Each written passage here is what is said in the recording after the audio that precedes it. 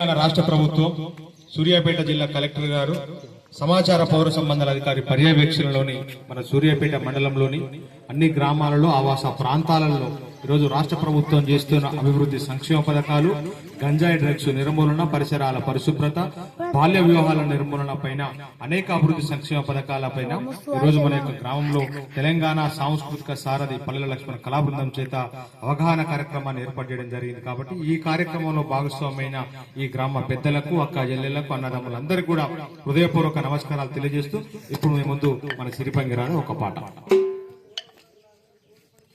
మత్తుకు దూరంగా ఉండాలిరా, మందిల పలసన కావద్దురా.